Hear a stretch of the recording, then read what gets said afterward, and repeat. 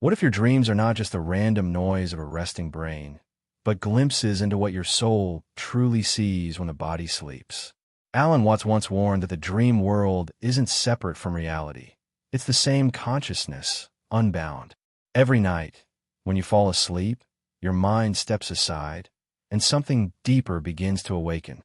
The part of you that is not limited by flesh, name, or form, the soul, begins to see through the eyes of eternity. And what it witnesses in that silence of sleep could be more real than anything your waking self has ever known. Think about it. In dreams, time bends, space melts, and the impossible feels natural. You meet faces you've never seen, speak languages you've never learned, and relive emotions from lives you can't remember. What's believed this wasn't chaos, but communication. The soul, he said, is not bound by the same walls as the ego. When you sleep, you return to the source, to the vast, boundless awareness that created you. What you call dreams are not fantasies. They are the language of the infinite trying to remind you of what you really are. We spend a third of our lives asleep, yet most people treat dreams as meaningless shadows. But to those who are awake, truly awake, dreams are sacred. They are not escapes from reality. They are rehearsals for it. What's often said that waking life and dream life are two sides of the same mirror, reflections of a single consciousness exploring itself. And if you pay attention, you'll start to notice patterns, messages, and moments of impossible clarity, moments where the dream seems to know something your waking mind refuses to admit. Imagine, then, that your soul uses sleep as a bridge, a way to slip past the noise of the mind and speak directly to you. What if every symbol, every strange encounter, every recurring place is not random, but designed to wake you up? Watts believed that life itself is a dream the universe is having, and that dreams within it are the soul's reminders that none of this is as separate as it seems. When you close your eyes, you're not escaping the world. You're returning to the one that made it. And maybe that's what Alan Watts was trying to warn us about, that in ignoring our dreams, we're ignoring the very voice of the soul. Because every night, when the body rests and the mind dissolves, something eternal opens its eyes.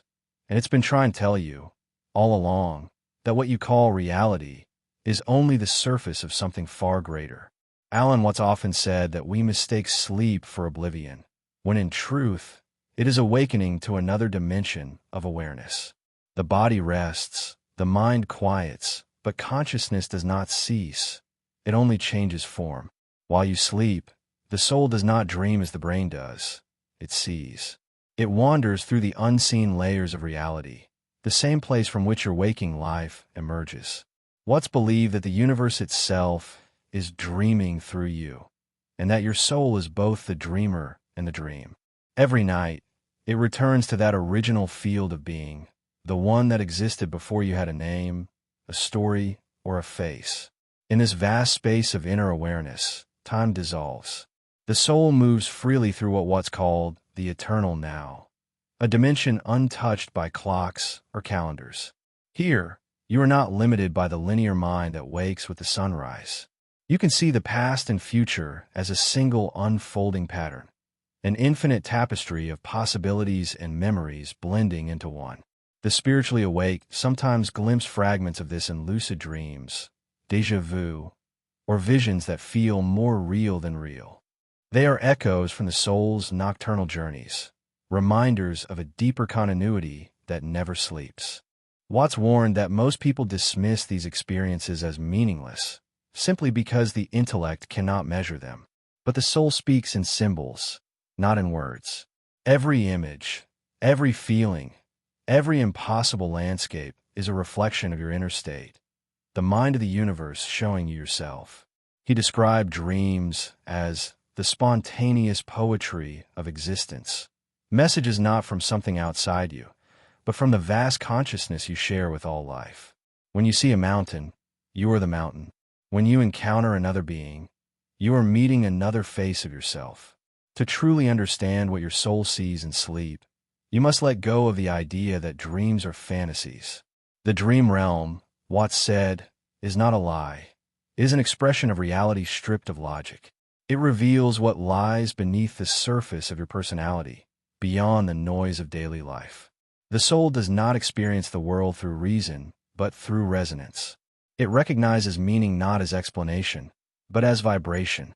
And so, in sleep, it reconnects to that pure awareness from which all waking experience is born, the still center that watches all worlds rise and fall.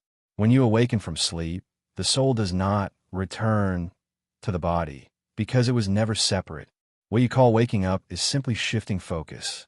You trade one dream for another. What's would say that the only difference between night and day is the rhythm of attention, the way consciousness chooses to experience itself. And if you look closely, you might notice that the same awareness watching your dreams is the one watching your life, silent, infinite, and always awake. Alan Watts believed that what the soul sees in sleep cannot be translated directly into thought, because thought is a tool of the waking mind. Instead, the soul speaks through symbols, the universal language of consciousness. These symbols are not random. They are archetypal expressions of the patterns that shape all life. The forest, the ocean, the falling, the flying. These are not illusions, but metaphors the universe uses to communicate with itself. Every dream you have is the cosmos using your imagination as its mirror, showing you what your waking mind cannot yet face in daylight. The reason dreams feel so vivid is because for the soul, they are reality. In that realm, everything is alive and responsive, a reflection of your inner vibration. What's often said that the universe is not a collection of separate objects, but a single organism playing hide-and-seek with itself. When you dream, you step behind the curtain of separation. You are no longer the observer. You are the entire scene. Every person, every sound, every movement is you, speaking to yourself in the only way truth can be spoken, through experience. The spiritually awake learn to listen to this language, not with the intellect, but with presence. They stop analyzing dreams and start feeling them. They ask not, what does this mean, but what is this showing me about my own being? What's emphasized that interpretation must never be about control. It must be about surrender. The purpose of dreams is not to give answers, but to dissolve the illusion of needing them. When the soul sees through your sleeping eyes, it is not trying to teach you. It is trying to remind you of what you already know. In this way, dreams act as bridges between dimensions, between the personal and the infinite, the temporary and the eternal. They reveal the unity behind opposites, the connection between what you fear and what you desire. What's often described awakening as becoming aware of the awareness itself, and dreams are the training ground for that realization. When you awaken within a dream, you touch the edge of that awareness, the place where the soul remembers that it has never been asleep at all. So, what your soul actually sees while you sleep is not another world. It is the same world, seen without distortion. It is the truth behind appearances, the stillness beneath the movement, the eternal self that never forgets. Watts warned that to ignore these glimpses is to ignore the whispers of existence itself.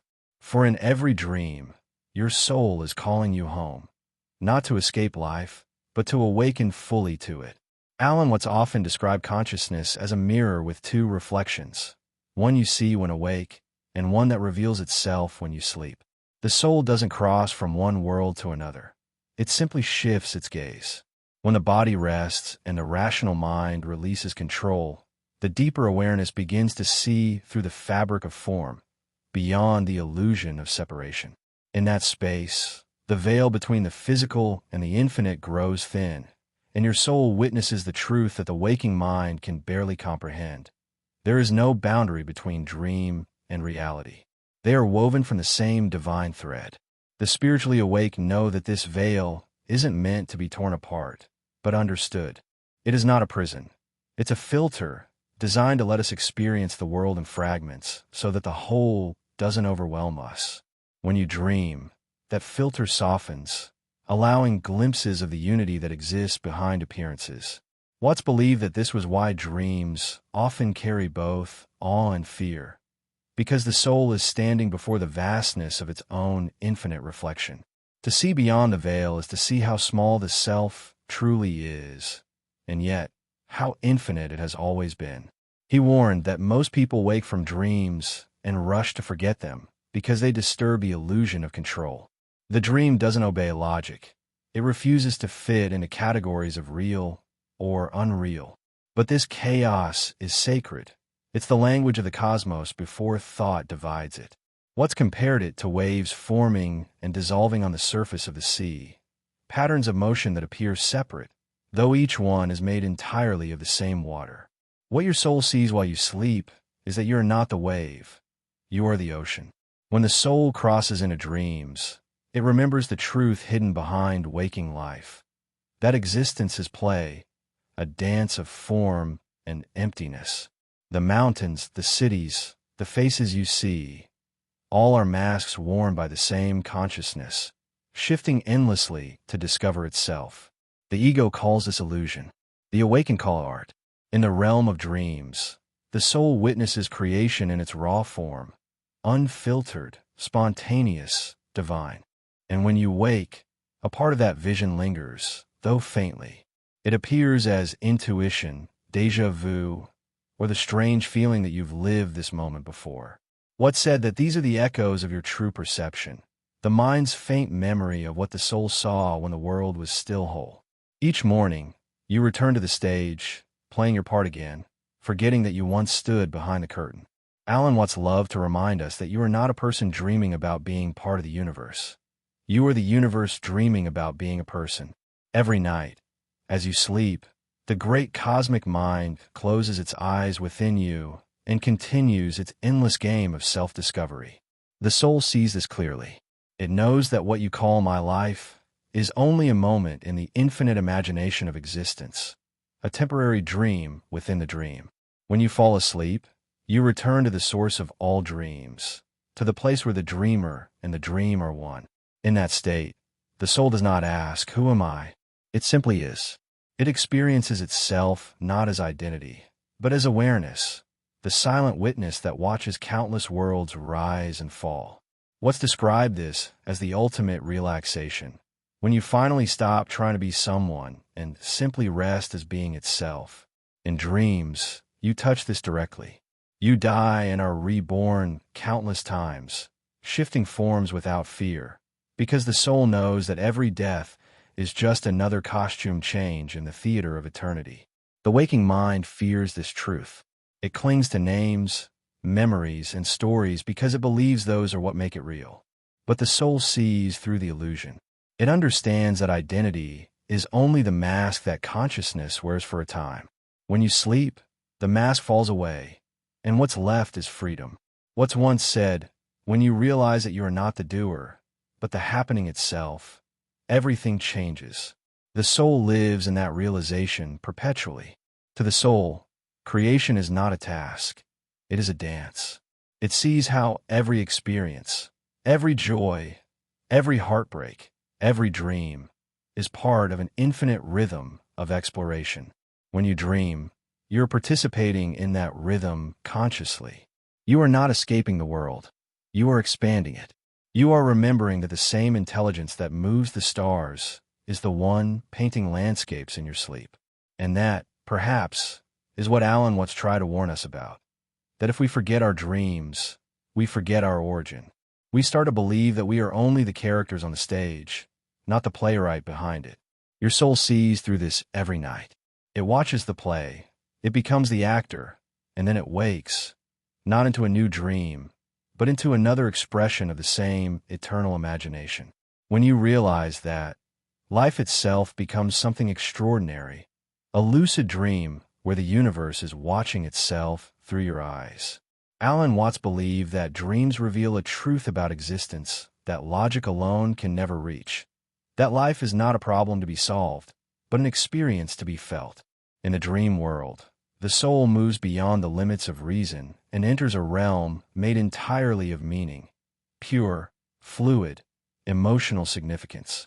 Every color, every sound, every face has weight and presence, even if the waking mind cannot explain it. What's often said that the universe speaks through symbols, not sentences. And while you sleep, your soul listens to that language directly, the speech of existence before thought divides it. To the soul, meaning isn't something created by words. It is something lived. When you dream, you are swimming in meaning, surrounded by living metaphors that mirror your deepest states of being. You might find yourself lost in a vast ocean, or floating above the stars, or facing a familiar figure who speaks no words yet conveys everything. These are not coincidences. The soul uses imagery the way a poet uses verse, not to instruct, but to awaken recognition. Watts explained that this is why dreams feel both deeply personal and profoundly universal. They belong to you, yet they echo something far greater than you. This is also why many who experience vivid dreams feel both awe and unease. To stand in the presence of such raw meaning is to realize how small the rational self truly is. Watts described this feeling as the shock of remembering. In dreams, the soul doesn't discover something new. It remembers something ancient, that all divisions between you and the world are illusions. Everything you see, love, fear, and desire is made of the same awareness. To realize this is both overwhelming and liberating. He warned that ignoring this dimension of meaning leads to a shallow way of living.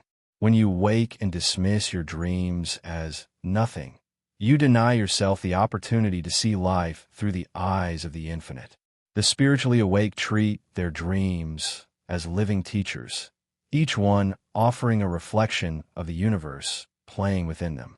To walk through life with this awareness is to live as both student and creator, aware that meaning is not something you must chase. It is something that flows through you at every moment. And when you start to live this way, awake to the symbolic, the poetic, the sacred, waking life begins to resemble the dream itself. You start to see signs everywhere, in the timing of events, in the way coincidences unfold, in the strange synchronicities that connect your inner and outer worlds. What's called this seeing through the game? It is the soul's vision shining through the eyes of the waking self, the realization that all of it, sleeping or awake, is the universe whispering to itself, I remember. In sleep, the soul moves beyond time, not as fantasy, but as its natural state. Alan Watts explained that our perception of time is like a story told by the mind to make sense of movement.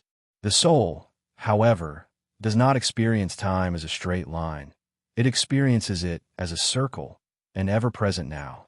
When you dream, you touch that timeless dimension, the space where past, present, and future dissolve into one shimmering field of awareness. That's why, in dreams, a lifetime can pass in seconds, and a single glance can hold eternity. Watts compared this to the way a melody exists, not in any single note, but in the relationship between all notes at once. The soul experiences existence the same way, not sequentially, but harmonically. While the waking mind clings to beginnings and endings, the soul perceives only continuity, a never-ending unfolding of experience. This is why some dreams feel prophetic or strangely familiar, as if you are remembering something that has not yet happened. The soul doesn't foresee the future. It simply sees from beyond the boundaries of time. Those who are spiritually awake sometimes sense this in their daily lives, moments when time slows and the world seems to shimmer with significance. Watts said these moments are glimpses of eternity, breaking through the illusion of linearity. The same awareness that dreams is always present, even when awake. But only in sleep, when the mind's grip weakens, can the soul fully roam that boundless expanse, exploring not the afterlife, but the ever-life, the eternal now, in which all things coexist. This timeless perception changes everything. When you realize that your soul never sleeps, you stop fearing death. You begin to see that life and death are not opposites, but alternating expressions of the same flow, like the inhale and exhale of the universe. Watts often said that the fear of death comes from mistaking yourself for the wave rather than the ocean.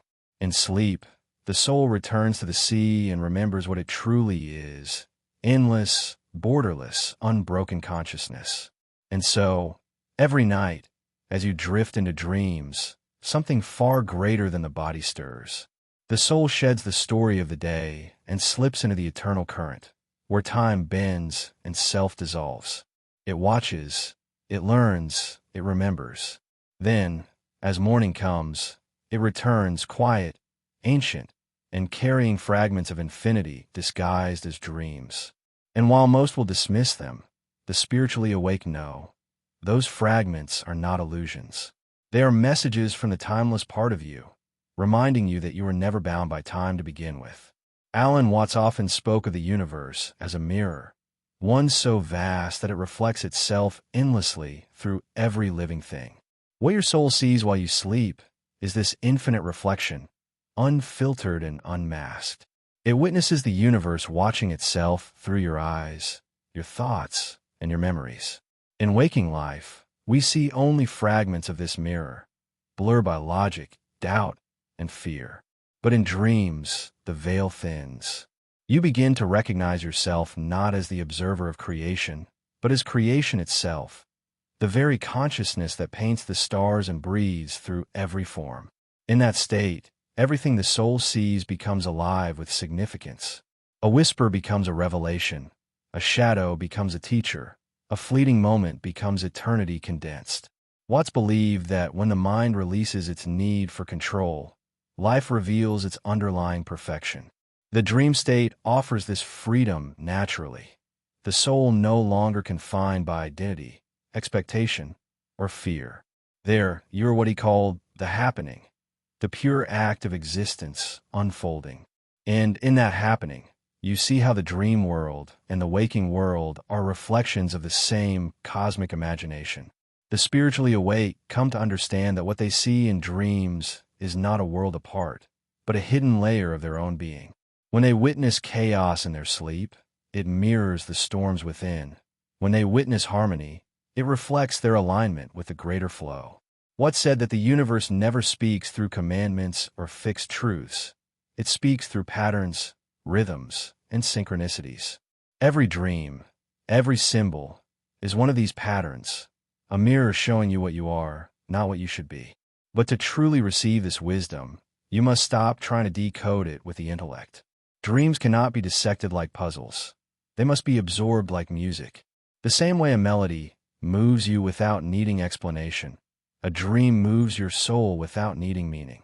Watts would say that the purpose of a dream is not to instruct, but to remind, to awaken you to the fact that life itself is a dream, and the dreamer is none other than the cosmos learning about itself through your experience. When you awaken from such awareness, whether in the middle of a dream or within your daily life, something profound changes. The need to separate the spiritual from the ordinary fades.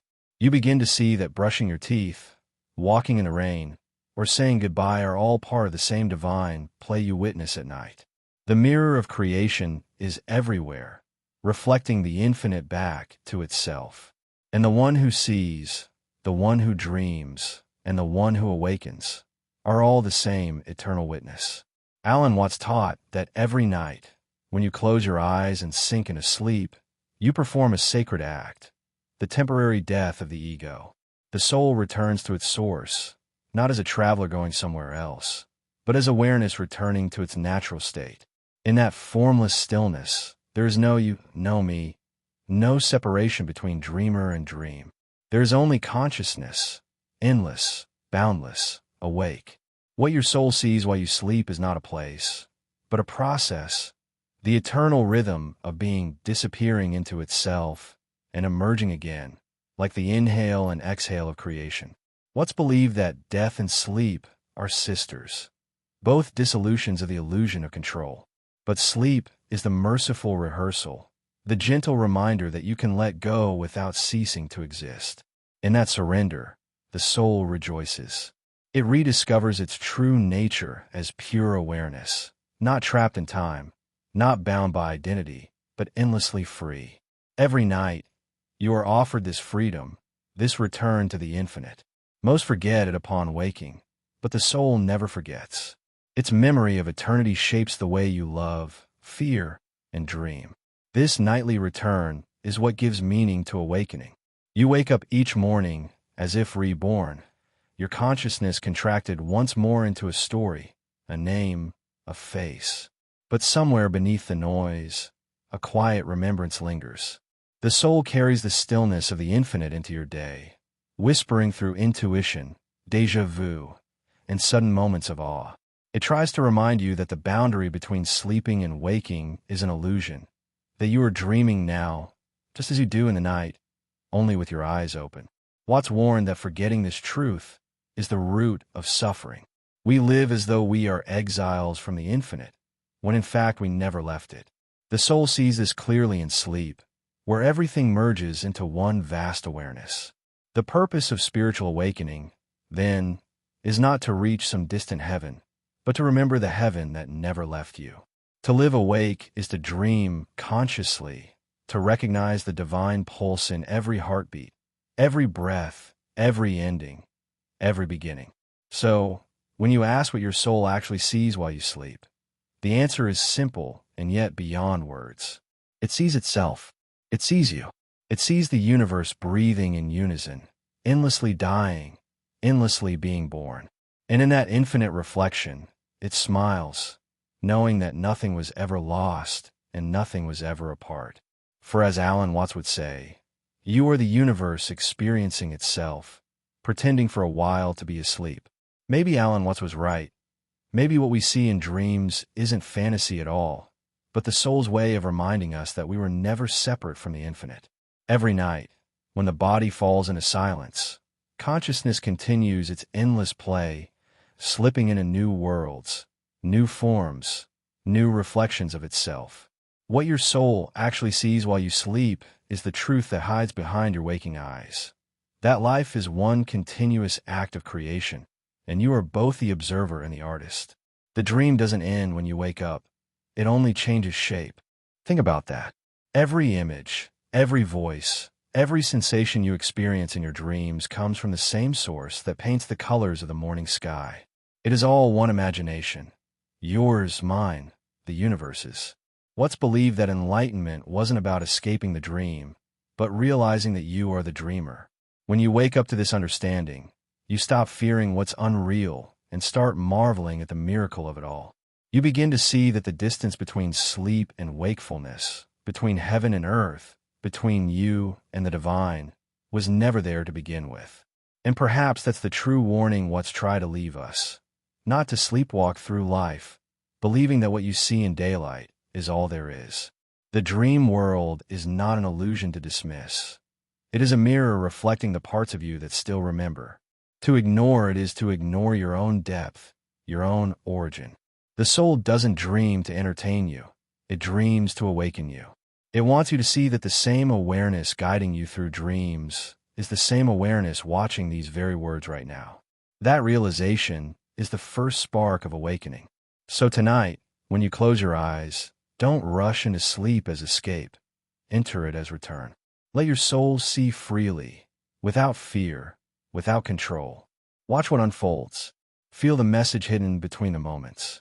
And when you wake, remember, the dream never truly ended.